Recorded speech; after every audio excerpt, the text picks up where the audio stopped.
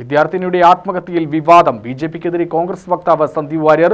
സംഘത്തിന്റെ അഭിമാനം സംരക്ഷിക്കാൻ ഒരു പിതാവിന്റെ കണ്ണീർ വിൽക്കരുത് എന്ന തലക്കെട്ടിലാണ് സന്ദീപിന്റെ ഫേസ്ബുക്ക് പോസ്റ്റ്.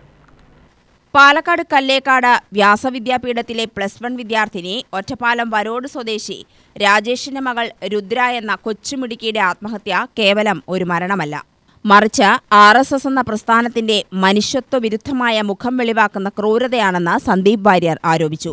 ഭക്ഷണം വിളമ്പുന്നതിനിടെ കറി തുളുമ്പി സീനിയേഴ്സിന്റെ ദേഹത്ത് വീണതിന് ആ കൊച്ചുകുട്ടിയെ ബോഡി ഷേമിംഗ് നടത്തിയും മാനസികമായി തളർത്തിയും മരണത്തിലേക്ക് തള്ളിവിട്ടവർ ഈ സമൂഹത്തിന് തന്നെ അപമാനമാണ്. ഹോസ്റ്റൽ വാർഡനെ വിവരമറിയിച്ചിട്ടും യാതൊരു നടപടിയും എടുക്കാതെ ആ പരാതി മാനേജ്മെന്റ് പൂഴ്ത്തിവെച്ചു. സംഘത്തിന്റെ അഭിമാനമാണ് പ്രധാനം, അതുകൊണ്ട് കേസിന് പോകരുത് എന്ന് പറഞ്ഞതായാണ് വാദം.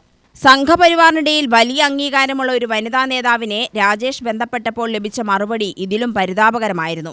കുടുംബത്തോട് സഹതാപമുണ്ട്, പക്ഷേ ഇത് സംഘത്തിന്റെ സ്കൂളായി പോയില്ലേ എന്ന നിസ്സഹായ അവസ്ഥയാണ് അവർ പ്രകടിപ്പിച്ചത്. സഹതാപമല്ല, രാജേഷിന് വേണ്ടത് നീതിയാണ്. മകൾ മരിച്ച അച്ഛനോട് പോലും നീതിക്ക് വേണ്ടി നിലകൊള്ളാതെ കുറ്റക്കാരെ സംരക്ഷിക്കാൻ സംഘം എന്ന ലേബൽ ഉപയോഗിക്കുന്ന ഈ ക്രൂരതയ്ക്ക് എന്ത് പേരാണ് വിളിക്കേണ്ടത്? മറ്റേതെങ്കിലും സമുദായം നടത്തുന്ന സ്കൂളിലായിരുന്നു ഈ ദാരുണ സംഭവം നടന്നതെങ്കിൽ ഇപ്പോൾ അവിടെ ഈ നേതാക്കൾ താണ്ഡവമാടുമായിരുന്നുവെന്നും പാലക്കാട് SP യുമായി ഈ വിഷയം ഞാൻ നേരിട്ട് സംസാരിച്ചുവെന്നും സന്ദീപ് കുറിച്ചു. UTV news, Palakkad.